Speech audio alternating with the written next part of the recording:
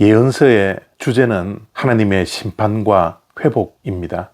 오늘부터 에스겔서를 묵상하게 되는데요. 에스겔서는 하나님의 심판으로 인해 남유다가 멸망하고 바벨론에게 포로로 잡혀가 포로기 때에 쓰여진 예언서입니다. 오늘 말씀 1장 1절에 의하면 포로로 잡혀간 지 30년이 지났을 때 예언서가 쓰여진 것으로 보입니다. 그때의 상황을 바벨론에 있는 그발 강가에 사로잡힌 자 중에 있을 때라고 표현했습니다. 나라가 멸망당하고 포로로 잡혀갔던 포로자들의 심정을 한번 생각해 보시기를 바랍니다.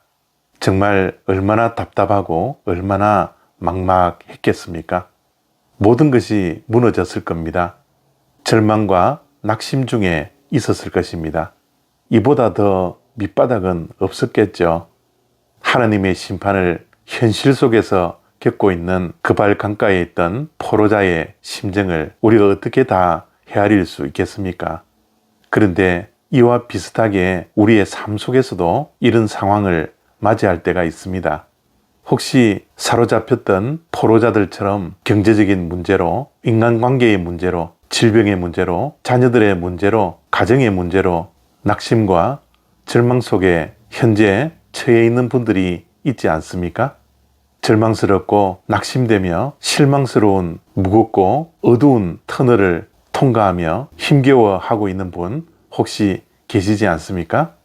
바로 그발 강가에 포로로 잡혀있던 에스겔 선지자도 이런 막막함 속에 있었을 것입니다. 그런데 그에게 한 줄기 희망의 빛이 비추어졌습니다. 1절에 보니까 하늘이 열리고 하나님의 모습이 내게 보였다라고 말씀합니다. 그리고 3절에 보니 특별히 하나님의 말씀이 그에게 특별히 임했습니다. 이것이 희망의 시작이었습니다. 회복의 시작이었습니다. 이것이 하나님의 심판 중에도 회복의 신호탄이었습니다. 결국은 우리의 삶의 모든 실망과 낙심과 절망의 끝은 하나님께 있습니다. 하나님이 소망인 것이죠. 그래서 절망 중에도 우리는 눈을 들어 하늘을 보아야 합니다. 하늘을 볼 때 하늘이 열리고 하나님의 모습을 볼 수 있고 하나님의 말씀이 특별하게 우리에게 임하는 것입니다. 그럴 때 우리의 절망은 끝이요 희망이 시작되는 것입니다. 또한 우리의 삶에 희망의 빛이 비추어질 때 하나님의 말씀이 우리에게 임해야 합니다. 하나님의 말씀이 우리가 어디로 가야 할지, 우리가 왜 이런 절망의 터널을 통과해야 하는지, 어두움의 밤 속에서도 우리가 방향을 잃지 아니하고 걸어갈 수 있도록 하나님의 말씀이 우리의 발의 등이요 길의 빛이 되어주는 것입니다.